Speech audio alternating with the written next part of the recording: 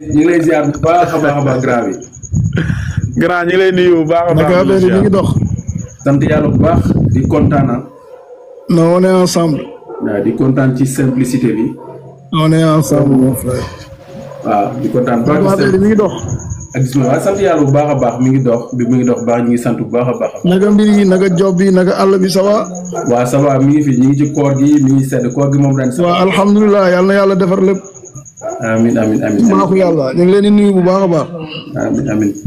donc di nuyu sa yëpp ak gars yi nekk ci ligne bi yëpp quoi macha allah. dama déglu benn jour sa xarit Ilimane la. waaw. mu ni état bu bees bi dafa def lu rëy ci diwlin yi quoi moom laa ko dégg mu ni. waaw conteneur diwlin yi ngeen doon indi. te ni jamonoy Macky Sall c'était 6 millions. la ngeen ci daan fay. conteneur diwlin mu ni nguur gi bu ñëwee def na effort def ko à 3 millions moom ngeen koy génnee les conteneurs yi mais comment se fait que diwlin ba léegi mënut a wàcc prix bi di taxaw prix bi ko Macky Sall gaawee.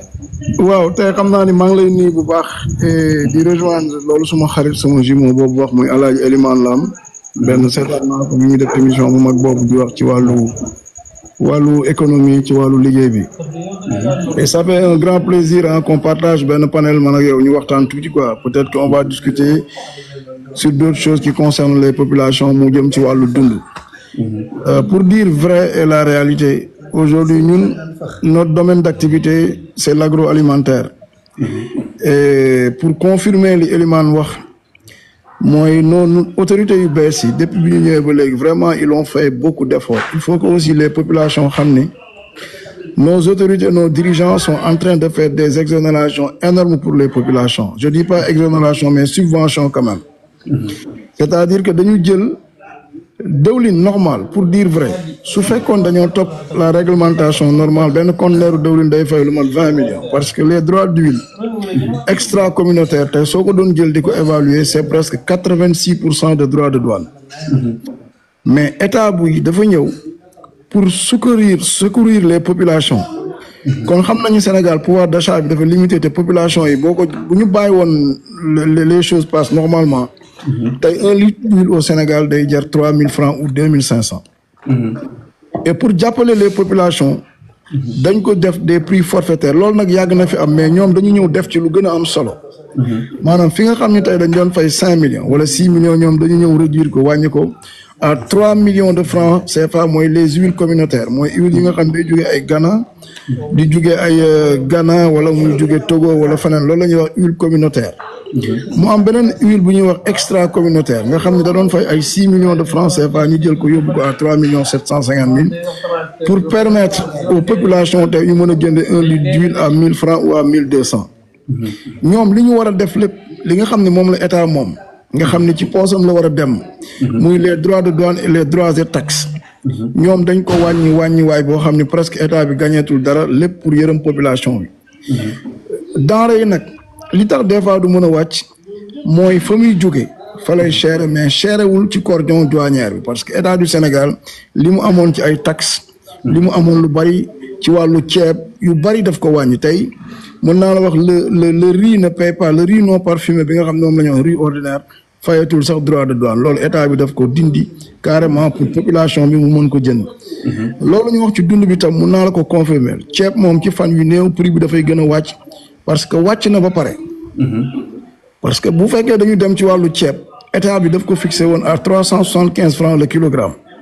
tey boo demee ci marché bi le riz coûte moins cher que li état bi waxoon sax les commerçants ak les importateurs sont en train de vendre moins cher. kon donc loolu effort yi état bi def moo tax loolu ñu mun ko am. fi ñu fixé woon prix bi. ñu ngi jaay lu gën a yomb loolu. soo demee ci suukar aussi ils ont fait des efforts extraordinaires ba tax na tey. Le sucre importé coûte moins cher qu'avant loolu lépp effort la yoo xam ne état bi mi ngi koy def. def nañ ko ci dëwlin def ko ci ceeb def ko ci farine def ko ci ceeb te produits yooyu mooy les produits de première nécessité. donc nañu jàpp ni vraiment état bu bees bi def na ay efforts yu am solo renoncer à beaucoup de taxes. gis nga li état bi jëy jàppal ni tey ku lekk ceeb boo lekk bu nekk. état bi gàddul na la ci lu mat 100 francs presque par kilo. suukar boo jënd li état bi wàññi tey boo ko doon équivalence yow kilo suukar boo jënd presque état bi participer na ci 100 francs par kilo. litre dawlin boo jënd tey état bi participer na ci renoncer ay taxam ba presque jàppal ni da ngeen ko séddoo sax foo jëndee 1000 francs su état bi rocci woon loxoom 2000 francs nga koy jëndee. te loolu c'est des efforts à saluer. daanu nag dajul suuf mais gars yi ñu ngi def des efforts surtout si li ñuy war a lekk ak naan. def nañ ci effort yu mag a mag a mag qui permet aujourd'hui à la population ñu mën a atténuer les charges yi nga xam ne mooy les charges ménagères. donc li nga wax ni am na solo c'est que sûr et certain mooy gars yi day gis nga commentaire nii sax donc mais lan moo tax gars yi man damay yónni ay nit ñu dem ci boutique yi commerçant yi di ma wax mais lan moo tax dans la tête des Sénégalais les gens pensent que ni affaire yi dafa cher te en réalité ci terrain bi affaire yi cherul. non affaire yi cherul am na beneen liggéey bu mag nag boo xam ni je pense que les contrôle de prix ak l'état war na ko def gis nga importateur bi. aujourd'hui li mu wàññi sax mun naa ni le consommateur final du ko capter parce que boo demee ci boutique bi jaay muy boutique Pël Fuuta bi wala boutique koñ bi moom dafa bëgg di jaay prix ba état bi waxoon nga xam ni ñun actuellement man importateur. état bi dafa waxoon naa jaayee benn saaku ceeb par exemple benn tonne ceeb à 375 000 francs la tonne. pourtant tey man boo ma fayee 315 000 francs ma jaay la tonne wàññi naa ci man importateur wàññi naa 60 000 francs ci par tonne bu nekk. ci li ma état bi waxoon wàññi naa ci 60 000. 60 000 boo ko doon diviser par 20 sacs jàppal ni presque mooy sac bu ne wàññi naa ci 3 000 francs. kon consommateur final bi loolu dafa waroon répercuter wu ci moom maanaam bu demee ci boutique bi man li ma wàññi en tant que importateur. moom consommateur final bi daf ko war a capter waat.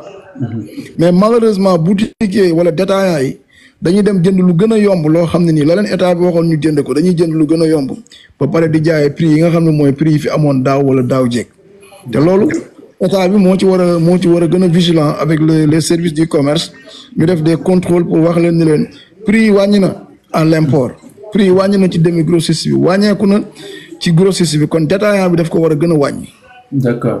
c'est ça qui est important loolu contrôle la boo xam ni wala ñoom ñoo ci war a bàyyi xel wala état bi génnewaat beneen arrêté bu bees wax leen ni leen wàññiwaat leen prix yi ñu gën ko publier ba nit ñi gën a xam ni prix ceeb à l'état actuel dafa war a gën a wàcc. ok te loolu effort bi état bi def prix ceeb. man je vous dis que ni actuellement dafa war a gën a wàcc. ndax ñun bu ma la defaloon calcul bi gën a simple li may wax nii. parce que dama lay jox benn calcul état bi dafa waxoon ñun nañuy jaay caaku ceeb 18 750. loolu la waxoon ñun ñu koy jaayee 18 750 le riz non parfumé. tey man le riz non parfumé par exemple ma jox la benn exemple man maa ngi koy jaayee 15 750. ok. xam nga man saaku ceeb bi mën naa ko jaayee grossiste bi 15 750. 15 750 laa koy jaayee man te état baa ngi waxoon man ma jaayee ko. par exemple 375 000 divisé par 20. pour wax la ni la temps je fais un petit calcul rek divisé par 20 état bi 18 000 et quelque la waxoon man naa ko jaayee te man maa ngi koy jaayee 15 000 et quelque. kon ki ci boutique bi war na gën a mën a wàññi. demi grossiste bi war na gën a mën a wàññi ndax prix yi wàññeeku na ci ñun li ñuy jaayee aujourd'hui on l'a diminué te loolu on appelle nos dirigeants ak état bi ñu waxtaan ci ba détaillant bi gën a mën a wàññi parce que détaillant bi li mu doon jënd wàññeeku na. ok donc contrôle moo des quoi contrôle bi ñu doon jooy naan nañu jël ay contrôleurs ñu wàcc ci terrain bi pour di contrôler. dañu war a wàcc ci terrain bi pour wàcce les prix parce que aujourd'hui pour vous dire vrai. Sérieusement et honnêtement nos dirigeants ont fait des efforts énormes. Énormes pour que ceeb bi wàcc dëwlin bi wàcc suukar bi wàcc te loolu c'est important ñun ñi xam ko quoi. ok vraiment kontaan naa lool mais Ziz man dama doon wax tout le temps dama déglu coon ñaar. loolu dama ciy ñëwaat. ma ni état bi dañoo récupéré ay champion mais yaa ngi ci agroalimentaire man ci agroalimentaire laay liggéey fii même chose mais lan moo tax yaa ngi ci bâtiment mais lan moo tax duggoo ci agriculture pour que li nga ceeb bi ngeen di indi vraiment ngeen mën a def liggéey pour bay pour que Sénégal autosuffisant est-ce que yaa ngi am idée pour vraiment wut ay hectares def fa ndox yow fa courant pour bay ceeb au lieu ñu koy importer. xam nga le problème fondamental aujourd'hui bi ñu am mooy pour bay ceeb il te faut énormément de temps pour le faire nit ñu bari dañuy wax pourquoi du ngeen dem bay gis nga aujourd'hui man dama am lu ma gëm gis nga dans la vie il y a aucun pays qui peut être autosuffisant quoi gis nga tey boo demee Inde ils sont autosuffisants en riz dañu dem ba calculer muy dëkk bu nekk dafa am looy am point fort pour Sénégal autosuffisant en riz ça demande des moyens et ça demande du temps.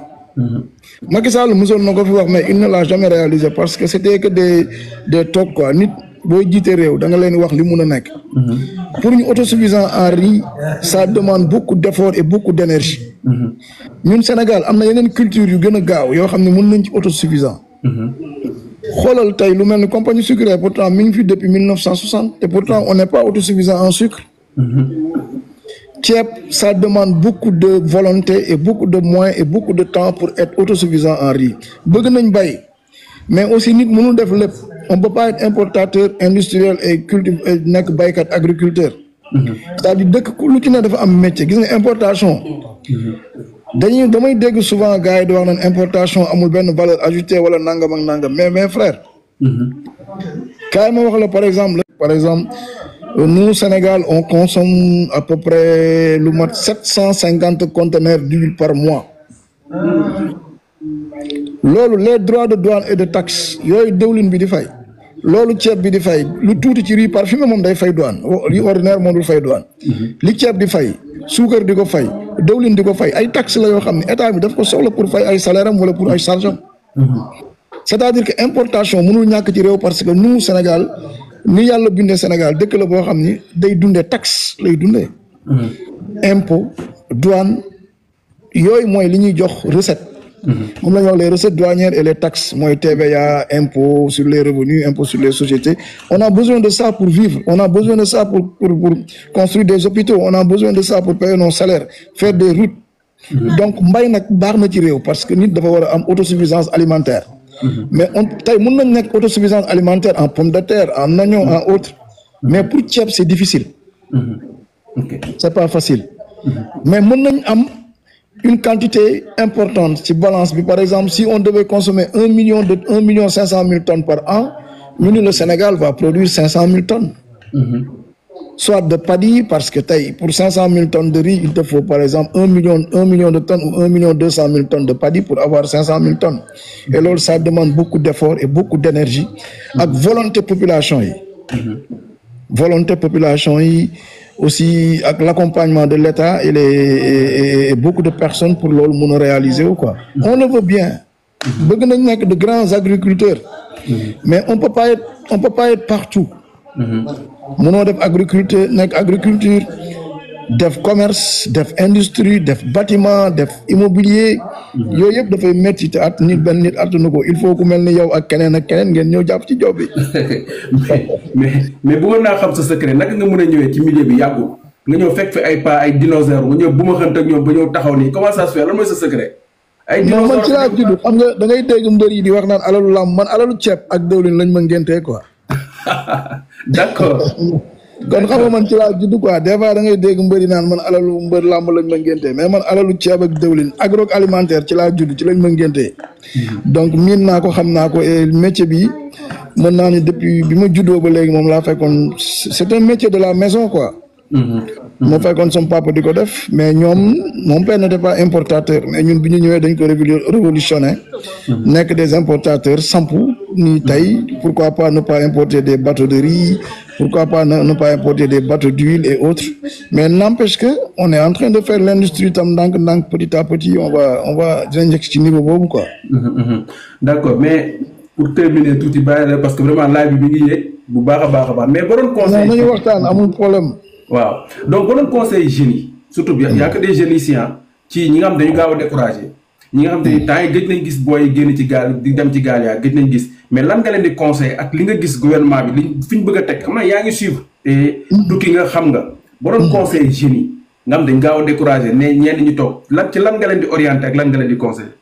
Non man li may wax jeunes yi rek je le dis tout le temps boo gisee fan yii yëpp je fais beaucoup de sorties parce que jeunes yi ils ont besoin vraiment d'espoir c'est-à-dire li ñuy waxtaan ak ñoom ça les donne de l'espoir ñu xam ni c'est possible il ne faut jamais avoir peur et dañ leen war a conseiller ñu am espoir. Sénégal y a 1000 métiers y a tant de métiers mais dafa laaj patience mon frère.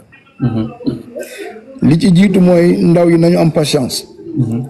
beneen bi ci des mooy nañu am une formation parce que da ngay dégg ñu bari di réclamer de l'emploi fekk derrière bu ñu la nee lan mooy sa qualification da ngay wax naan man homme d'affaires la businessman la ñaar yooyu du métier. un homme d'affaires ou un businessman c'est pas des qualifications ñëpp dañ bëgg a nekk commerçant dañ bëgg a nekk importateur dañ bëgg a nekk homme d'affaires te ñëpp mënuñu ko doon.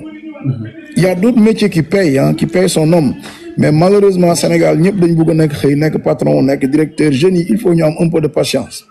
ba pare ñu am persévérance mon frère am rigueur dans le travail am du sérieux dans le travail. ba pare boo mënul am qualification nga patienté te bañ a yàkkamti.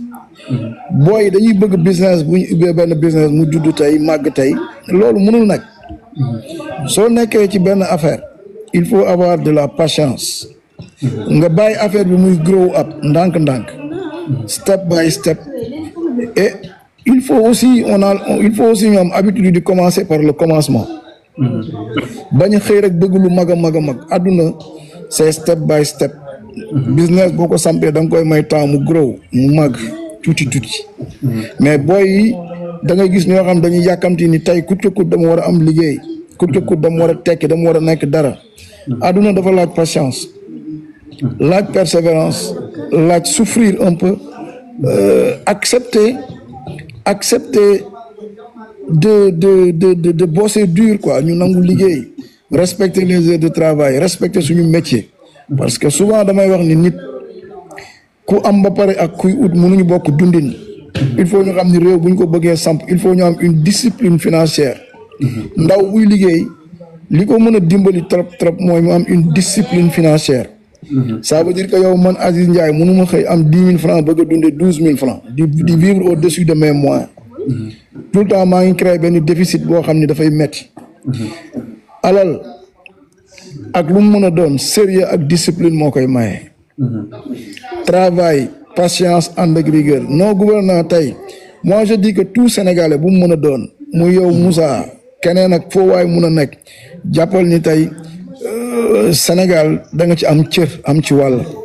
aujourd'hui nous tous on s'est battu pour Sénégal yegg si ci niveau bi mu yegg tey mais waruñu jël Sénégal rek bàyyi ko ci loxo kenn ñun ñëpp ku ci nekk man fi ma nekk tey dama fa war a nekkal Diomaye dama fa war a nekkal Sonko dama la fa war a nekkal nekk fa ak suma morom maanaam li may liggéey ma def ci sérieux def ci discipline mu ànd ak rigueur su ma waree fay impôt ma fay impôt su ma waree fay taxe ma fay taxe su ma waree fay TVA ma fay TVA loolu mooy tax ëllëg su ma waree réclamer mes dûs dans ce pays ma mën ko réclamer ak honnêteté. il faut ñu am benn discipline boo xam ne ni tey boo rombee ci mbedd sax fekk lu nar a yàqu soo ko mënee defar bul xaar état. yow sa bopp en tant que citoyen un bon citoyen yaa ko war a defar. tey su dee man Aziz Ndiaye damay liggéey yor entreprise yor société naa accepté di cotiser les IPRES di fay caisse de sécurité sociale su ma waree fay TVA ma fay ko su ma waree fay impôt sur les sociétés ma fay ko su ma waree fay impôt sur les revenus ma fay ko. loolu dafay tax état bi du sonn. dina mën a am ay ressources qui lui permet de faire face à ces charges parce que charge yu état dafa diis. état dafa war a fay ay salaire état dafa war a fay lu nekk.